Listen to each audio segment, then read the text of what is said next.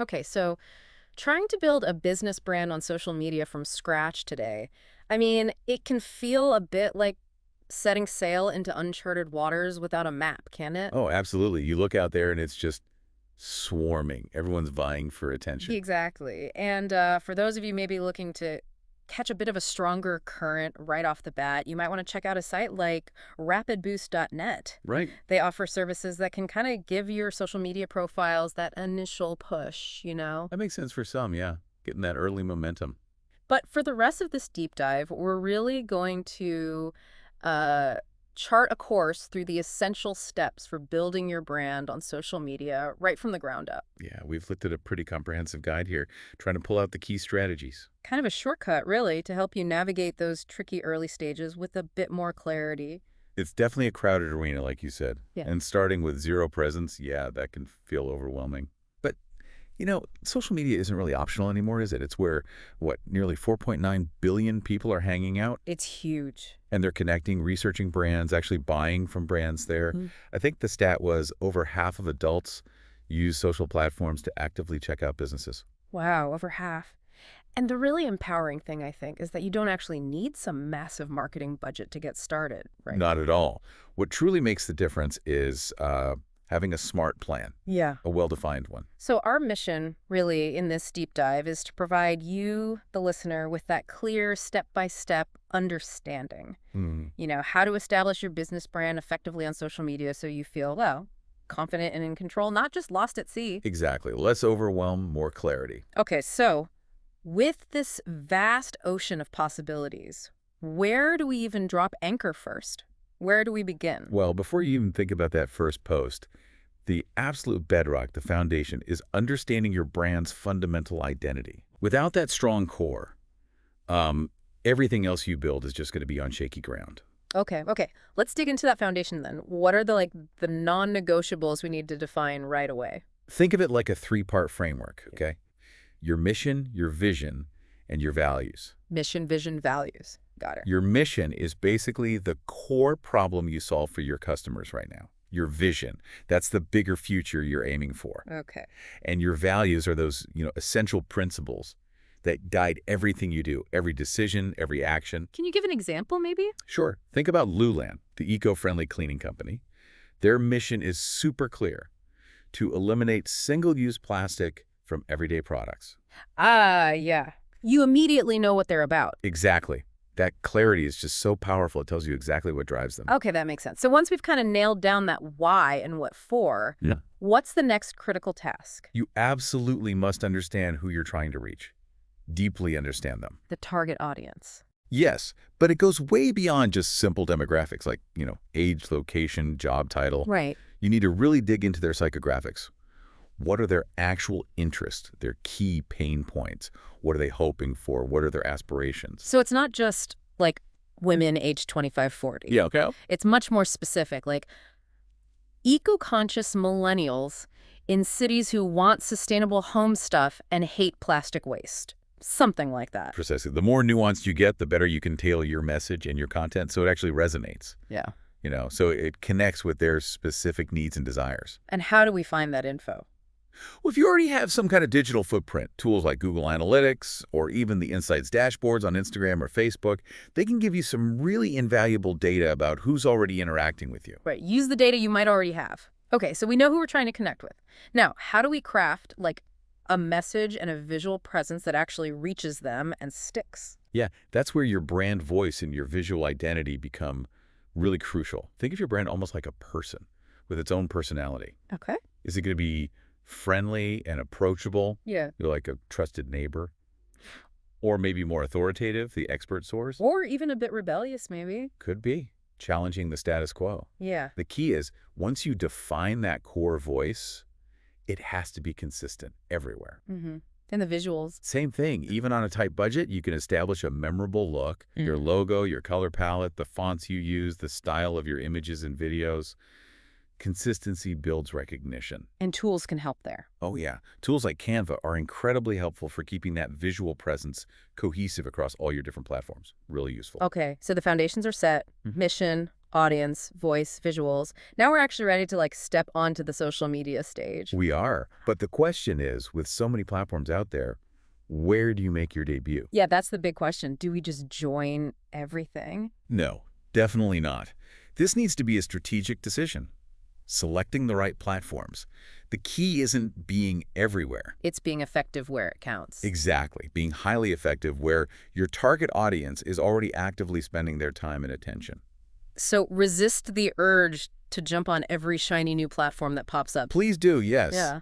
Think strategically. Mm. Where does your specific niche community gather online? Right. So if you're, say, a B2B brand, LinkedIn is probably a must. Maybe Twitter, too, for industry insights. Makes sense. But if you're in the lifestyle space, you're probably looking more at Instagram, Pinterest, maybe TikTok, very visual platform. And food businesses. Oh, definitely Instagram and TikTok again. Anything highly visual. And for like sauce companies wanting thought leadership, LinkedIn is often prime real estate. So do your homework first. Absolutely. Research the platform demographics, see where your ideal customer profile hangs out. What else should we think about when picking platforms? Definitely check out the competition. Do a quick audit. See what they're doing. Yeah, see which platforms they're using, where do they seem to get the most engagement, what kind of content works for them, how do they talk to their followers. So not to copy them, but No, not to copy, yeah. but to identify opportunities. Mm. Maybe find ways to differentiate yourself or maybe address needs they're overlooking. Smart. See what's happening, then carve your own unique space. Okay, so let's say we've picked our maybe 2 starting platforms. Do we just post the same thing on both? Oh, absolutely not. Please don't do that. Okay, why not? Because each platform has its own unique culture, its own vibe.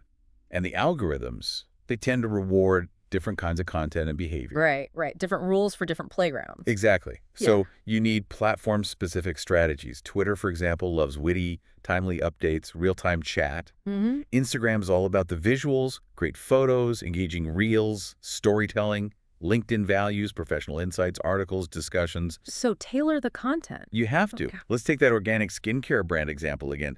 They might do short tutorial videos for TikTok. Fun, quick tips. Yeah. Then maybe more polished before and after photos and lifestyle shots for Instagram Reels and their main feed. Okay. And maybe informative infographics about ingredients for Pinterest. It's about playing to the strengths of each platform and what the audience there expects. Got it. Okay, so brand identity sorted, platforms chosen strategically.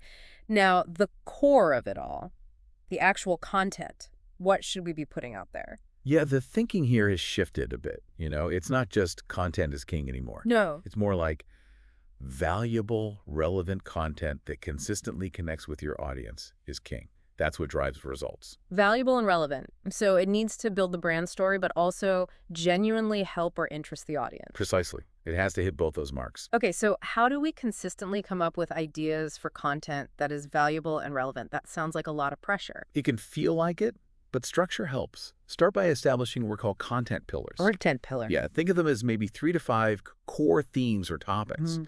These should directly reflect your brand's expertise. And crucially, address the key needs, questions, or interests of your target audience. Can we use an example like that accounting firm you mentioned? Sure. For a startup accounting firm, pillars might be 1, practical small business tax tips. 2, maybe behind-the-scenes glimpses of their team or culture. Humanize the brand. Exactly.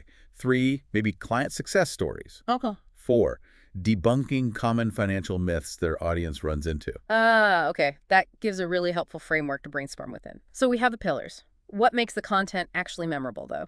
Engaging. Storytelling. It's incredibly powerful. We're wired for stories, right? We really are.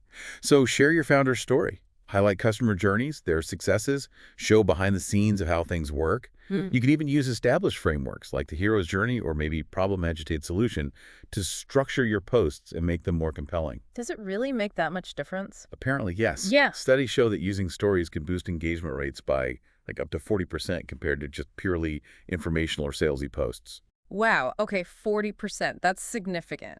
So we shouldn't just stick to static images and text all the time. Definitely not. You need to diversify your formats and experiment regularly. Like what? Go beyond static posts. Try live video for real-time interaction.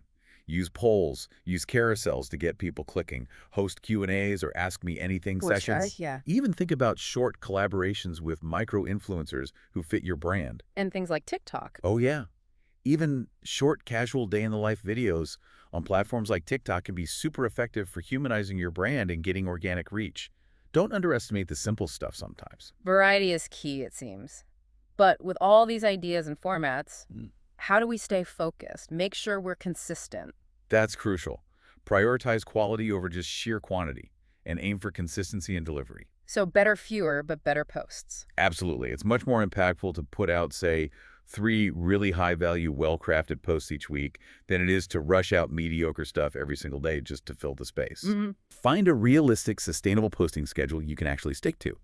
Use content calendars. Yeah. Use scheduling tools. Plan ahead, maybe batch your creation process. Saves time, ensures consistency, makes sense. Exactly. It gives your audience a predictable presence, too. Right. Okay, so we're creating this great, valuable content. But social media isn't just a megaphone, is it? It's supposed to be social. Precisely. It thrives on that two-way interaction. The brands that really succeed are the ones that build a genuine community. Not just audience. Right. They treat followers like a community, not just potential transactions or passive listeners. So what does that active community building actually look like day to day? Well, it starts with being responsive. Don't just broadcast, respond. Answer comments and DMs. Yes, make a point of acknowledging and replying to every comment, every DM you get, especially when you're starting out. It shows you value their input, that you're listening. Ask open-ended questions in your captions, too, to encourage actual conversation. Does responding really impact things like follower numbers? It impacts retention, definitely. There's research from Sprout Social suggesting brands that respond quickly to messages keep their followers significantly longer. How much longer? Potentially a 35% higher retention rate compared to brands that are slow or don't respond. Yeah. That's huge. Wow, yeah, that's a big difference just for replying. What else can we do to foster that community feel? Actively leverage user-generated content, or UGC. Content made by customers. Exactly. Encourage your customers to share photos, videos, testimonials about using your product or service. And then share their stuff. Yes, with their permission, of course. Feature their content on your feed. Always give them credit. People trust recommendations from peers way more than polished ads. Yeah, that's social proof right there. Makes total sense. What about connecting with others in our field? Other businesses? Collaborating is smart. Look for complementary brands or even micro-influencers who share your values and audience. Complementary, so not direct competitors. Ideally, yes. Team up for things like joint giveaways, maybe co-host a live Q&A session, cross-promote each other's content. Like a local gym partnering with a nutritionist. Perfect example. They share a similar target audience, people interested in health, but offer different services. They can tap into each other's communities. It expands reach and builds credibility for both. Okay, so we're creating, we're engaging, we're collaborating. How do we know if any of this is actually working, moving the needle for the business? Ah, the million-dollar question. This is where tracking and analyzing your data becomes absolutely critical. Right, the analytics. The most effective social media strategies are always informed by data, always refined by what the analytics are telling you. But there are so many metrics, it can feel overwhelming just looking at the dashboards. What should we really focus on? Yeah, you need to go beyond just watching the follower count tick up. That's a vanity metric, mostly. Okay, so what matters more? Focus on things that show actual engagement and impact. Look at your reach, how many unique people saw your content. Look at engagement rates, likes, comments, shares relative to your reach. Not just the raw numbers. Exactly. Also, track saves and shares. Those indicate your content is really valuable to people. Track click-through rates to your website from social. And ideally, conversions. Ideally, yes. Yeah. If you can track leads or sales that come from social, that's the ultimate goal. Use the built-in analytics on each platform. Check them maybe monthly, look for trends. So focus on the deeper indicators of connection and action, not just surface stuff. Okay, we have the data. How do we actually use it to get better? The key is to test, learn, and iterate constantly. Like A/B testing. Exactly. Try different headlines for the same link. Use different images for similar posts. Post at different times. See what performs best with your specific audience. And what if something totally flops? Don't see it as a failure. See it as valuable feedback. It tells you what your audience doesn't connect with. That's useful information. That's a good way to frame it. And, data from HubSpot suggests that Brands who actively refine their strategy based on analytics, they tend to significantly outperform competitors. How much? Could be by as much as 60%.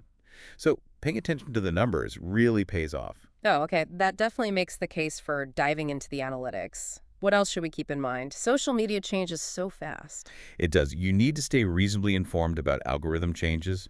Platforms tweak things constantly, affecting visibility. So keep learning. Keep learning, keep diversifying your formats. Use stories, reels, live video, whatever seems to be getting traction. Don't be afraid to experiment with new features when they roll out. Jump on trends. Maybe participate in relevant trends, but always add your own unique brand spin. Stay authentic. Don't just chase every viral dance if it doesn't fit your brand. Right. Authenticity matters. Okay. Wow. This has been incredibly thorough.